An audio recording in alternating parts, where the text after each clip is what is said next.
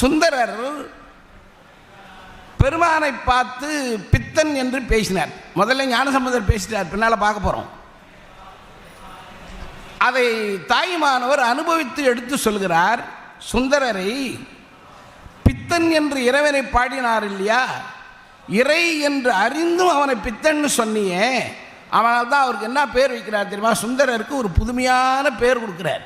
நான் நிறைய பேர் இருக்குது, எல்லாம் ஒன்று ரெண்டு சொல்கிறேன். தாயுமானவர் ஒரு பேர் வைக்கிறார் சுந்தரமூர்த்தி சாமி.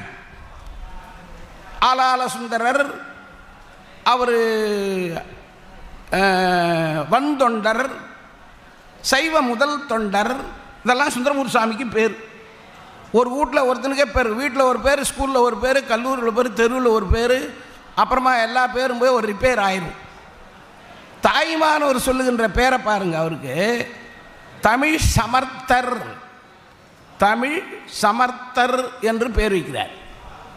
ஏன்னு கேட்டால், ஒரு பெரிய ஆளை பார்த்து கொஞ்சம் அப்படி நையாண்டி பண்ணி அவரை கொஞ்சம் இழுத்து பிடிச்சி எவ்வளவு கீழே தள்ள முடியுமோ தள்ளி, மேலே தூக்க முடியுமோ தூக்கி, நடுவில் உட்கார வைக்க முடியுமோ உட்கார வச்சு, இப்படிலாம் இறைவனை விளையாட்டு பண்ணவர் சுந்தரமூர்த்தி சாமி.